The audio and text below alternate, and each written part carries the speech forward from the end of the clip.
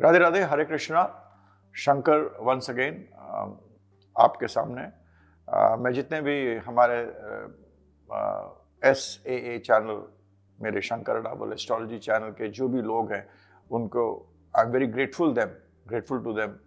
मेरा ग्रैटिट्यूड कि कि आपके मारे whatever I have learn for the last so many years, 40 साल से मैं एस्ट्रोलॉजी कर रहा हूँ, और उसके बाद जो भी मैंने सीखा है और थोड़ा बहुत मैं आपको बताने की कोशिश करता हूँ।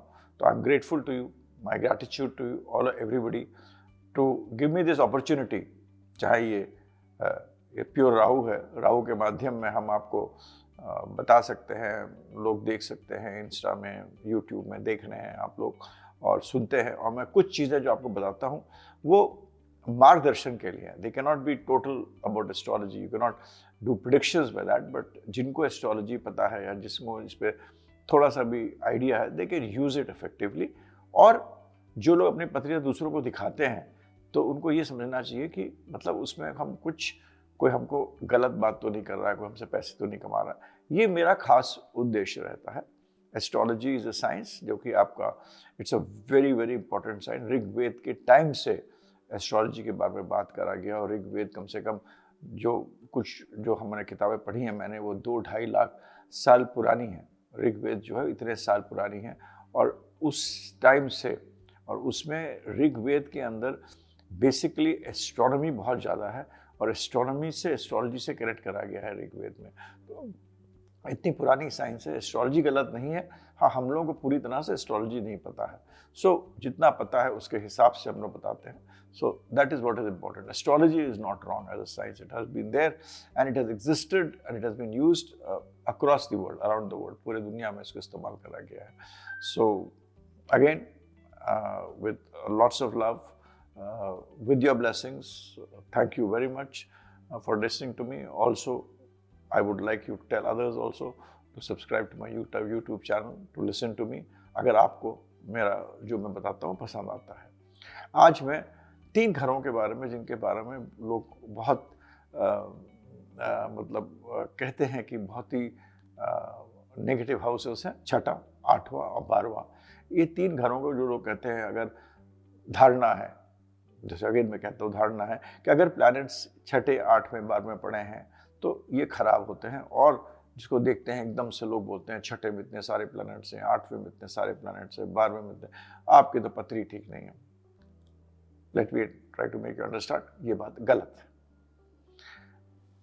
दे आर कार्मिक हाउसेस, जो कि आपके पिछले जिंदगी के जो कार्मिक डेट्स हैं उनको आपको रीपे करना पड़ता है। तो एक तरह से अच्छा है, आपकी बहुत सारी चीज़ें आपकी रीपे बैक होती हैं। और ये तीनों घर की इम्पोर्टेंस बहुत है, बिना इन घरों के जिंदगी नहीं है।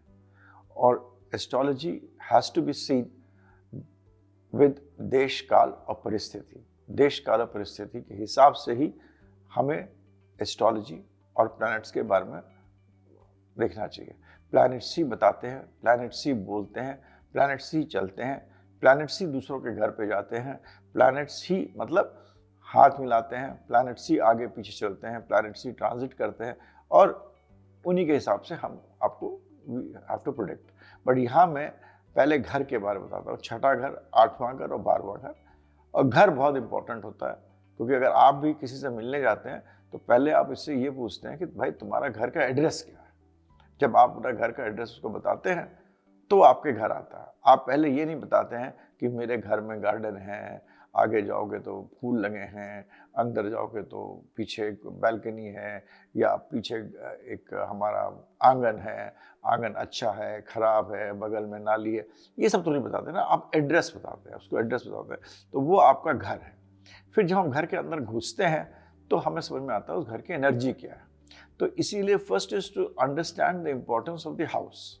तो घर इज वेरी इंपॉर्टेंट। तो 6वां घर जो है, let us start with 6th, 8th, 12th है 6वां घर। 6वां घर जो लोग कहते हैं, रिपु, रोग और दुश्मन, ये तीनों चीजों को करता है। Enemies, diseases and deaths. English में डेथ्स, डिजीजेस एंड एनिमीज, इन तीनों चीजों के बारे में बताता है ना। इन तीनों चीजों के आदमी के बारे में सुनते ही आदमी ये समझता है कि जो 6th लॉर्ड का प्लैनेट है वो हमें दुश्मन देगा, हमारे को डेट्स में डालेगा, वो हमारी बीमारियां बढ़ाएगा। ना, ये धारणा आपको बिल्कुल करेक्टली समझना चाहिए।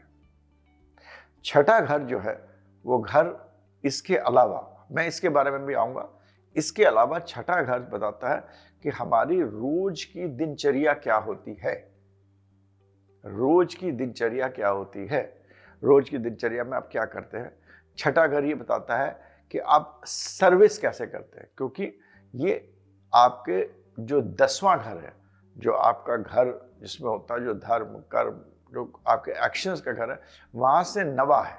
मतलब ये एक ही चीज बता रहा हूं, दशम से ये नवा है। From 10th house it is 9th। तो ये आपका प्रोफेशन में आपकी कितनी उन्नति करेंगे, नौकरी में कितनी उन्नति करेंगे, उसका भी एक सूचक है। Right, this is one of the very, 5वां नवा घर, 1st 5th और 9th are very important houses. हालांकि सब प्लैनेट्स इंपॉर्टेंट, सब हाउसेस इंपॉर्टेंट है, मगर 9th जो होता है जहां से बहुत इंपॉर्टेंट है। तो 10th 6 जो है 10th से नवा है।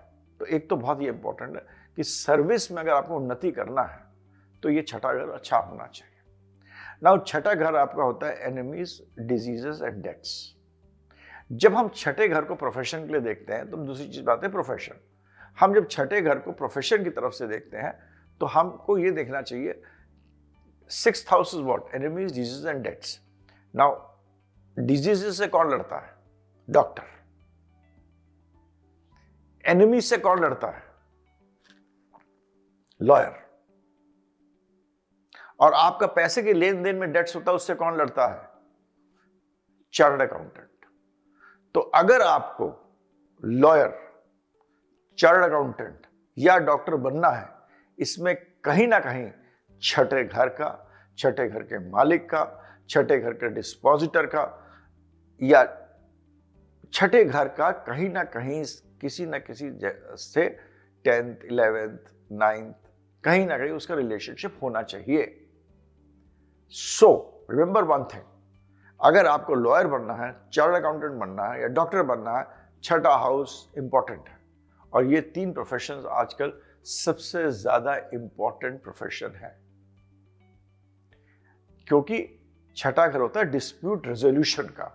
इन तीनों प्रोफेशंस में, चाहे डॉक्टर में है, आदमी दर्द में है, उसको रिजॉल्व कर रहा है। अगर आप पैसा लिया, किसी ने आपसे मार लिया है, तो आपको वो भी लॉयर रिजॉल्व कर रहा है। और अगर आपको पैसे की लेन देन करना है, वो सीए रिजॉल्व कर रहा है। तो इसी तरह ये 3 जो प्रोफेशंस है, ये इनसे रिलेटेड है। पहले जमाने में ये होता था कि आदमी पहले जमाने का, थोड़े 20 30 40 साल 50 साल पहले मेरे अपने जिंदगी में मैंने देखा, मेरे पिताजी, हमारा तो ये होता था, लोग कहते थे भाई तुम्हें अगर गाड़ी खरीदना तो गाड़ी का पूरा पैसा बैंक में जब जमा हो जाएगा तो हम प्रेमनाथ मोटर्स में जाएंगे कनॉट प्लेस में, वहां पूरा चेक काटेंगे और हम अपनी गाड़ी लेंगे। उधार लेना, अरे बाप रे बाप, बहुत खराब माना जाता था। उधार बिल्कुल नहीं लेना चाहिए। आदमी कहता था भैया जितनी चादर है उतना पैर फैलाओ, उसके आगे मत पैर फैलाओ। मगर अब जमाना बदल गया है, अब तो ईएमआई का जमाना है। So everywhere you have to take money। अगर आपको बिजनेस करना है तो बिना पैसे लिए बिजनेस नहीं कर सकते हैं। तो अगर आपको बिजनेस करना है तो भी छठा हाउस बड़ा इंपॉर्टेंट होता है, क्योंकि अगर आपको बिजनेस करना है तो आपको पैसा लेना बड़ा, इतना बड़ा पैसा लेने की क्षमता रखते हैं उतना ही उतना अच्छा है, और जितना उस पैसे को यूज करने की क्षमता रखते हैं वो भी उतना अच्छा है। तो ये परिपेक्ष जो है वो बदल गया है। Things have changed, we have to understand that. Today we have to take money to do business. अगर आपके पहले आदमी कहता था बीमार होना ही नहीं चाहिए आदमी को, भैया कोई तुम्हारे कुछ भी प्रॉब्लम हो, अपनी देसी दवाएं हैं, खाना है, मतलब धनिया है, हल्दी है, क्या क्या चीज़ें हैं, हर्ब्स हैं, वो सब मिलती थी, तो वो सब चीज़ें खाओगे तो बीमारी होनी ही नहीं चाहिए। और कोई आदमी को बुखार वगैरह आता था तो दवाई नहीं लेता था, वो अपने आप ठीक हो जाता था, बॉडी की इम्यूनिटी सिस्टम ठीक कर देते थे। आजकल तो ऐसा जमाना ही नहीं है। लड़ाई झगड़ा, वकील के पास तो आदमी, वकालत जैसी चीज तो बहुत बाद में आई है। लोग कहते थे अरे भाई वकील के पास जाना मतलब वकील और डॉक्टर के चक्कर में फंस गए तो प्रॉब्लम है। खैर आज भी फंस गए तो प्रॉब्लम है, मगर वकील और डॉक्टर तो मतलब लोग दूरी रखते थे। तो ये हम पुराने जमाने की बात कर रहे हैं।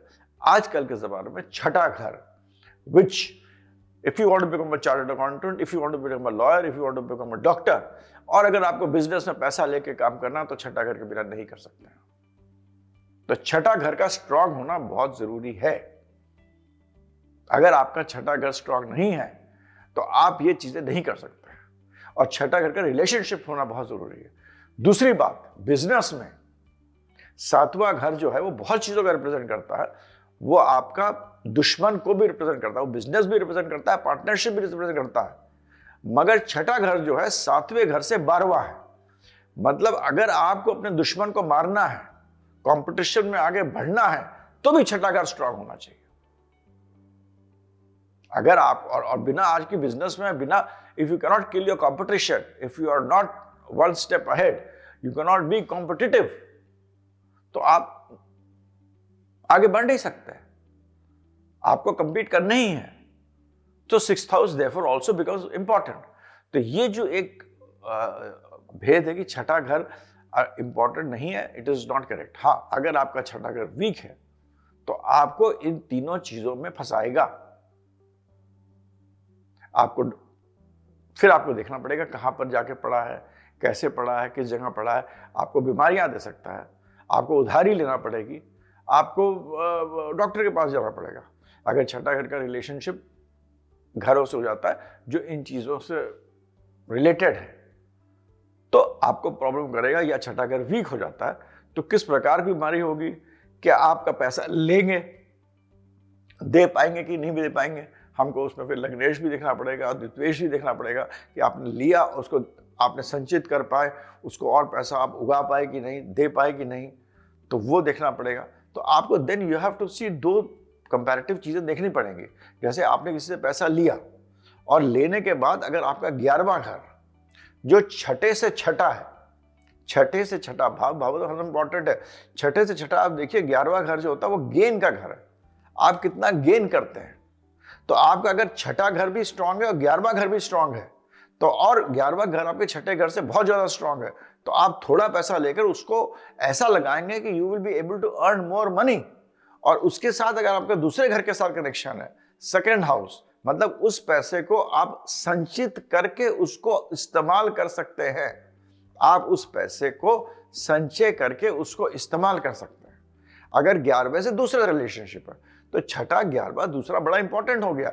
छठे से आपने पैसा लिया, आपने बिजनेस करा, आपने बिजनेस करके और कुछ भी करा, जो भी करा हो, बाकी हम चीजें, तो उससे आपने पैसा आपने गेन करा। 11वां घर स्ट्रांग है, कितना स्ट्रांग है डिपेंड करता है। आप सीधे सीधे अष्टक वर्ग ही देख लीजिए, उसमें कितने पॉइंट्स हैं सर्वाष्टक वर्ग में, उसमें पता एक आइडिया लग जाता है, but not a very good method. But 11वां घर आपका है, उसके बाद आपका दूसरा भी स्ट्रांग है, तो आप बहुत पैसे वाले बनेंगे, बहुत अमीर आदमी बन सकते हैं। अब वो कितने अमीर बनेंगे, क्या बनेंगे, वो आपको दूसरी तरह से। ये आपको मैं एग्जाम्पल देना चाहता है कि छठा घर का Lord is a very important Lord और एक बहुत इंपॉर्टेंट हाउस है। अगर यहाँ के प्लैनेट्स वीक होते हैं और इसके कारतत्व वीक होते हैं, छठा घर का लॉर्ड वीक होना, छठा घर का कारतत्व जो प्लैनेट जो इसकी कारतत्व जो होता है वो बुध होता है। और बुध है बिजनेस का कारक, बिजनेस मैनेजमेंट का कारक, रोज की जिंदगी में आप क्या करते हैं उसका कारक। Mercury is intellect. आप रोज अपनी इंटेलिजेंस को कैसे यूज कर रहे हैं किसी चीज के लिए, नौकरी के लिए, बुद्धि के लिए, अपने फिजिक के लिए, किसी चीज के लिए। इसीलिए यहाँ बुध का कारक है, तो बुध जरूर देखिए, छठे घर के साथ बुध जरूर देखिए। मेरे हिसाब से छठे घर का कारक बुध है। और दूसरा कारक, लाल किताब ने बुध को बहुत इंपॉर्टेंस दिया, उसको छठा घर का कारक माना गया है। और दूसरा जो कारक है वह शनि। शनि जो होता है वो आपका तीनों घर का कारक है, छठे, 8वें, 12वें का, क्योंकि शनि आपको स्ट्रेंथ देता है, चलने की स्ट्रेंथ देता है। Shani is the power to walk. तो आप जो चलते हैं वो शनि से चलते हैं। और अगर आप चल ही नहीं सकते, आपके अंदर एनर्जी नहीं है चलने की, तो ना आप एनिमीज को मार सकते हैं, ना डिजीज को मार सकते हैं, ना डेथ्स को मार सकते हैं। तो अंदर की जो वाइटालिटी है, जो आपके अंदर जो आगे बढ़ने की जो शक्ति है, वो आपको शनि देता है। इसीलिए छठे घर का कारक शनि भी है। तो शनि कितना बलवान है वो देखना चाहिए। बुध और शनि के साथ छठे घर का लॉर्ड, और उसके साथ फिर आपको कंजंक्शन, एस्पेक्ट का, कहाँ से कौन प्लैनेट है, दशा भुक्ति, सब देखकर आपको बताना चाहिए। तो ये आपका एक इंपॉर्टेंट प्रिंसिपल आपको छठे घर के बारे में, जिनको भी मतभेद उसके बारे में नेगेटिविटी थी, वो बता रहा। 8वां घर। Now we come to the second house, जिसको कि मैं, और ये चीजें मैं संक्षिप्त बता रहा हूं क्योंकि ये वीडियो भी बहुत बड़ी नहीं होना चाहिए। तो 8वां घर, 8वां घर को लोग कहते हैं, 8वां घर लॉन्जिविटी का घर है। 8वां घर आपकी कितनी जिंदगी है उसका घर है। 8वां घर आपका उसका नहीं है कि आप कब आपकी मौत होगी। Please remember this, span of life 8वें घर से है, कितनी जिंदगी आप रहेंगे वो 8वें घर से है, राइट। बट डेथ का कारक नहीं 8वां घर। जो प्लैनेट आपको डेथ बताते हैं वो बताते हैं आपका 7वां घर और दूसरा घर, क्योंकि दूसरा घर आपके 8वें से 12वां है। 8वें से 8वां क्या घर हुआ? तीसरा घर हुआ। तीसरा घर से 12वां घर क्या? क्षय, उस घर का क्षय, वो घर खत्म होने का, वो हो गया दूसरा। और 8वें से 12वां हो गया 7वां। तो दूसरा और 7वें घर में जब ये प्रबल हो जाते हैं तब आपको डेथ या मरण तो कोई नहीं, आपकी सांस अंत होने, डेथ लाइक सिचुएशन, मरण तुल्य दुख होने की चांसेस हैं। मगर 8वां घर खराब होने से, 8वां घर only tells you the life span, या जिंदगी की आपकी कैसी रहेगी, कितना बड़ी है, कितनी अच्छी है, कितना क्या है, कितनी लाइफ स्पैन। लोग उसको यूज करते हैं टू प्रिडिक्ट कि कब डेथ होगी। कब डेथ होगी वो 2nd और 7th होगी। 8th is only about your longevity, कि कितनी लॉन्जिविटी है। अब लॉन्जिविटी की किस प्रकार की है वो एक अलग चीज है, right. So 8th house is only of longevity. 8th house जो हेडक्वार्टर होता है वो शनि का होता है और मंगल का होता है। 2 घर इस घर के बड़े इंपॉर्टेंट हाउसेस होते हैं। शनि का तो हेडक्वार्टर है, क्योंकि शनि लाइफ का कारक है, जीवन का कारक है। और मंगल का इसलिए होता है कि मंगल आपके काल पुरुष में पहले से शुरू होता है, मतलब आपके देह से शुरू होता है, और अंत होता है 8वें से। 8वां होता है एंड। मंगल मीन्स एनर्जी, आपकी जो एनर्जी जो है वो खत्म होती है, या एनर्जी को आप इंटरनलाइज करते हैं, अंदर चली जाती है आपकी एनर्जी, दोनों चीज हो सकती है।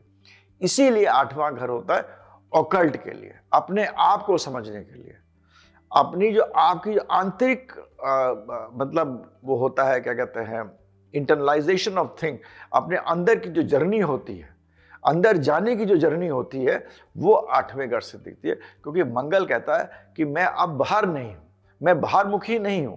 मंगल के 2 रूप हैं। Mangal is a commander in chief, जो कि बाहर आगे आके लड़ता है, आपके कार्य संपन्न करता है। और मंगल वो भी है जो कि जब अंदर वही एनर्जी चाहिए, हर चीज के लिए आपको एनर्जी चाहिए, हम लोग सब एनर्जी है, वही आपको एनर्जी चाहिए, वो एनर्जी जब अंदर जाती है तो जब इंटरनलाइज होती है तो आप उस एनर्जी को यूज करते हैं अपने आप को समझने के लिए। और अपने आप को आप समझ गए तो आपने सब समझ लिया। जैसे कि कहते हैं ना कि बन जीता तो सब जीत लिए, भगवान कृष्ण ने भी बोला पे अपने आप को समझो। तो वो जो जर्नी है वो 8th है। तो 8th तो बहुत ही सुंदर घर है, जो कि आपको, अगर आपको जिंदगी में जहां आपको spirituality, the real sense of spirituality, जो कि अपने आप को अंडरस्टैंड करना है, अपने आप को खुद से समझना है, तो इसीलिए 8वां घर मेडिटेशन का घर है, ऑकल्ट का घर है। 8वां घर जो है वो ट्रांसफॉर्मेशन का घर है। चेंज जो होता है वो 8 से होता है, क्योंकि वही चेंज मंगल दिखाता है। मंगल जो आदमी बहुर्मुखी होती है, जब अंदर करता है, तो जो अंदर की जर्नी होती है ट्रांसफॉर्म करता है। तो 8वां घर हर चीज को ट्रांसफॉर्म करता है, किस चीज के साथ बैठा है, कहाँ बैठा है, आपको अपने आप का ट्रांसफॉर्मेशन किसके कारण होगा वो एक अलग चीज है। उससे हम वो प्रिडिक्टिव एस्ट्रोलॉजी में आ जाएगा। 5वें घर के कारण हो तो बच्चा हो सकता है, बीबी के कारण भी हो सकता है, अति धन के कारण भी हो सकता है, धन के लॉस के कारण भी ट्रांसफॉर्मेशन हो सकता है। ट्रांसफॉर्मेशन की बहुत रीजंस होते हैं। परिवार हो सकता है, माँ हो सकती है, अति पैसा हो सकता है, कोई घटना हो सकती है। तो वो 8वां घर जो ट्रांसफॉर्मेशन आपकी लाइफ में होना है, और हर आदमी के लाइफ में कोई ना कोई ट्रांसफॉर्मेशन जरूर होता है। तो वो कोई ना कोई ट्रांसफॉर्मेशन जो होता है वो 8वें घर से ही होता है, और 8वां घर इसीलिए इंपॉर्टेंट है। और शनि और मंगल दोनों का हेडक्वार्टर है 8वां घर। 8वां घर, अब अगर हम भौतिक से निकलकर अपने जिंदगी में आए, जैसे कि हमने 6ठे घर के बारे में कहा, देखा था, तो उसको अब जिंदगी में आए तो 8वां घर आपकी सीक्रेट चीज़ों के बारे में है, जो चीज़ आप सीक्रेट रखते हैं। अगर इस 8वें घर में राहु है, शुक्र है, ऐसे प्लैनेट से जो भी प्लैनेट बैठे हैं जो कि जो कि ऐसे ग्रह हैं जो कि आपको ये बताते तय करते हैं कि हमारी सीमा है, हमें अपनी सीमाओं के लड़ना है, हमें आगे बढ़ना है, हमें धन कमाना है, हमें सीक्रेट वे में कमाना। पहले ज़माने में 8वां घर डिटेक्टिव, स्पाई, इन सब चीज़ों का मालिक 8वां घर होता था। और 8वां घर अगर काल पुरुष में देखें तो केतु से रूल होता है। तो केतु स्पिरिचुअलिटी से भी रूल होता है, पर केतु को एक बहुत इंपॉर्टेंट प्लैनेट है जो डिटेक्शन, स्पाई, कोडिंग, आपकी जो सीमाएं हैं किसी भी देश की या आपके घर की जो सीमाएं हैं उनके ऊपर कौन छल कपट प्रपंच कर रहा है, कौन उनको देख रहा है, कौन चोरी चकारी के नजर से उन पे देख रहा है और आपके ऊपर कौन छलावा कर रहा है, ये सब चीजें भी जो 8th हाउस काल पुरुष का होता है, 8th घर हम ले रहे हैं, मगर 8वां राशि, 8th हाउस इज ऑल्सो को ruled by Ketu. It is also, in fact मेरे हिसाब से it is the exaltation house of Ketu. मेरे हिसाब से नहीं, मेरे जो एक्सपीरियंस है और जो मैंने apply, it is the exaltation house of Ketu. तो केतु की बहुत सारी चीजें होती हैं। केतु जो है वो, आपको यहाँ एक रूल बताता हूँ, केतु जो है वो मंगल का हायर ऑक्टेन है। अगर मंगल यहाँ है तो मंगल जब उच्च तक पहुंच जाता है, एक सीमा तक पहुंच जाता है, तो वो केतु प्रकार हो जाता है। तभी कहते हैं मंगल केतु जैसा है और शनि राहु जैसा है। Ketu is the higher octane of Mars, please understand this. तो यहां पर जो है ये 8वां घर आपको सडन गेन्स के बारे में बताता है, सीक्रेसी के बारे में बताता है। अब वो सीक्रेसी गलत भी चीज़ें के लिए भी यूज़ करते हैं। स्पाइज और डिटेक्टिव्स होते हैं जो कि देश की सेवा के लिए दूसरे कंट्रीज में जाते हैं, स्पाइंग करते हैं, डिटेक्शन करते हैं, अपनी जान खतरे में लाते हैं और इंफॉर्मेशन कंट्री को देते हैं। दूसरा आदमी होता है वही चीज़ अपनी कंट्री के, अपने देश के साथ करता है और उससे धन कमाता है। तो चीज़ तो वही कर रहा है। तो ये प्रेडिक्टिव एस्ट्रोलॉजी का अलग एस्पेक्ट है कि वो उस चीज़ को कैसे इस्तेमाल कर रहा है। बट 8वां घर जो है वो इन चीज़ों को रिप्रेजेंट करता है और दोनों इन चीज़ों में अच्छे भी हो सकते हैं, बुरे भी हो सकते हैं। 8वां घर जो होता है वो आपका इनहेरिटेंस का होता है। कुछ भी चीज़, क्योंकि word used is transformation and sudden. जब केतु मंगल शनि तीनों की एनर्जी यहाँ है तो it is transformation and sudden. तो एक इनहेरिटेंस कब मिलता है आदमी को? जब किसी की मौत हो जाती है, किसी की डेथ हो जाती है, तो आपको उसके एसेट्स मिल जाते हैं या जो भी अपने विरासत में जो छोड़ जाता है वो आपको मिल जाता है। तो वो 8वें घर का मालिक हो रहा है। बिना 8वें घर के आपका नाम आपके जीवन के बाद जिन लोगों का, just to tell you and it is very important, please understand it, जिस प्रकार आपको 8वां घर रिप्रेजेंट्स आपको एकदम से धन मिल सकता है, सडन ट्रांसफॉर्मेशन होता है, उसी प्रकार अगर आपके हॉरोस्कोप में एक राजयोग है और उन राजयोगों में जब तक कि 8वें घर से कनेक्शन नहीं है तो आपका नाम मरने के बाद आपका नाम रहे, मरने के बाद आपका नाम रहे, वो आपका 8वें घर के कारण ही हो सकता है। If you have to be remembered like a big man, like any other big person, then you have to have a strong 8th house। जीवन के बाद, आप मृत्यु के बाद भी आपको लोग कहें कि हाँ भाई ये बहुत बड़ा आदमी था, वो भी 8वें घर से होता है। अब हम संक्षिप्त में 12वें घर के बारे में कहते हैं। 12वां घर जो होता है वो बहुत ही अच्छा घर है। 12वें घर में होता है, उसका जो मालिक जो होता है वो गुरु होता है काल पुरुष में। इसका जो एक्सॉल्टेशन साइन होता है या शुक्र का होता है, और इसका जो कारक होता है वो गुरु होता है। यहाँ पर बहुत ही इंपॉर्टेंट है।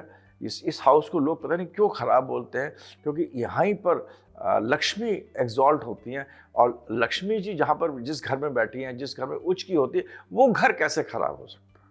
तो ये घर होता है देने का। आप, लक्ष्मी जी भी कहती है कि तुम मेरे को जितना दोगे उतना मैं आपके पास आऊंगी। इसीलिए मैं हरदम हर आदमी को कहता हूं कि अगर आपको आपकी कोई भी प्रॉब्लम है, सबसे बड़ी रेमेडी जो है वो है खाना खिलाइए। आप पैसा मत दीजिए, कपड़े मत दीजिए, खाना खिलाइए और भाव से खिलाइए। सबसे बड़ी रेमेडी है लोगों को खाना खिलाना, पानी पिलाना। ये दोनों चीज़ें बहुत बड़ी रेमेडी है, क्योंकि इसके पीछे बहुत बड़ा साइंटिफिक लॉजिक भी है। ये एक बहुत बड़ी रेमेडी है। 12वां घर इसीलिए होता है, देने का घर होता है। 12वां घर जो है वो 11वें से दूसरा होता है, दूसरे से 11वां होता है। मतलब 11वां मतलब गेन, आपको गेन कितना मिलेगा वो 12वां बताता है, और कैसे मिलेगा वो दूसरे घर से 11वां है। तो it is a very important house. It is an house जो आपको देने के लिए कहता है। इट इज अ हाउस जो आपके जो चलन चाल, तरीका, नींद, इट इज अ हाउस जहाँ की आपको नींद का, पहले नींद का घर है, क्योंकि आपके रात की नींद आती है, जिंदगी का आपका एक दिन खत्म हो गया, आप रात में किस तरह सोते हैं उसके बारे में है। और अंत में मोक्ष का घर भी है, क्योंकि जब आप इस जिंदगी से चले जाते हैं, जब आप इस नेचर में चले जाते हैं, part of the nature, then you are moksha. तो it is a house of moksha also.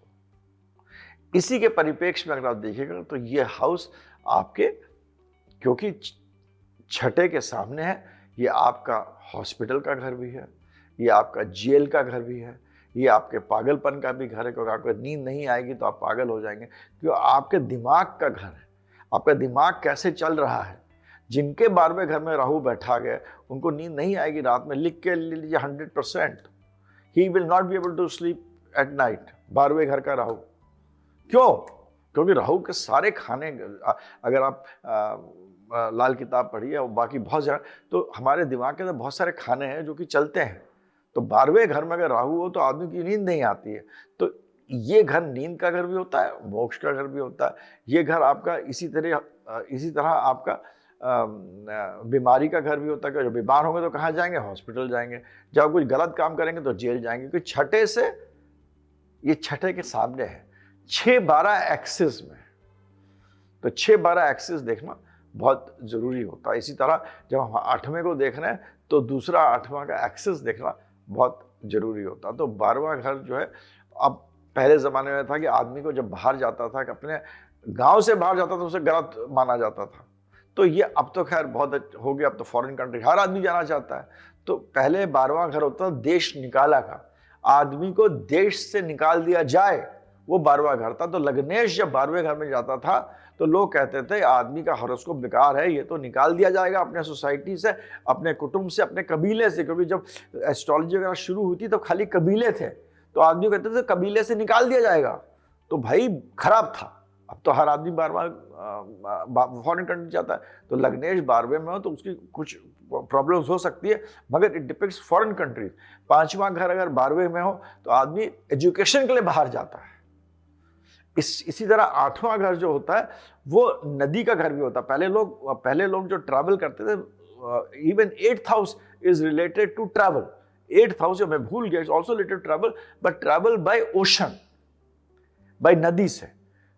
काला पानी जाते थे, आदमी को नदी के उस पार भेज दिया जाता था। तो 8वां घर भी एक तरह का आपका ट्रैवल दिखाता है, बाहर निकाला दिखाता है। आजकल तो देश निकाला खराब, ऐसी चीज ही नहीं, हर आदमी देश से खुद ही बाहर जाना चाहता है। तो 8th नदी के थ्रू करता है, 12th आपको यूजुअली एयर के थ्रू दिखाएगा। आजकल हवा के थ्रू, मतलब आदमी भागता था, मतलब जमीन के रास्ते से जाता था, निकाल दिया जाता था तो उसे भगा दिया जाता था।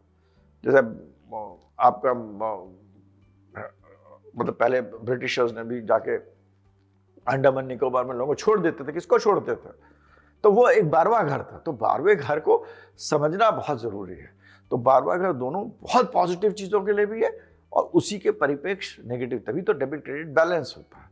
तो उसके अंदर इसके कारतत्व तो मैंने आपको समझाया।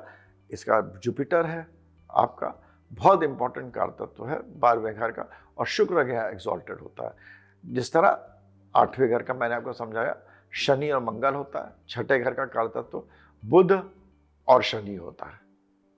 शनि 12वें घर के लिए भी देखा जाता है, तो ये जरूरी है। फिर इनके लॉर्डशिप देखिए, लग्न देखिए, चंद्रमा से देखिए, बहुत सारी चीज देखिए। तो किसके घटित क्या होगा, वो फिर कैसे घटित होगा, पॉजिटिव छठा घर, पॉजिटिव 8वां घर, पॉजिटिव 12वां, क्या होगा, उसमें क्या चीजें नेगेटिव। जिंदगी तो एक थाली है, खाना है, उसमें आपको नमक ज़्यादा है, कहीं चीनी ज़्यादा, आप तो हर चीज़ खाते हैं ना खाने में।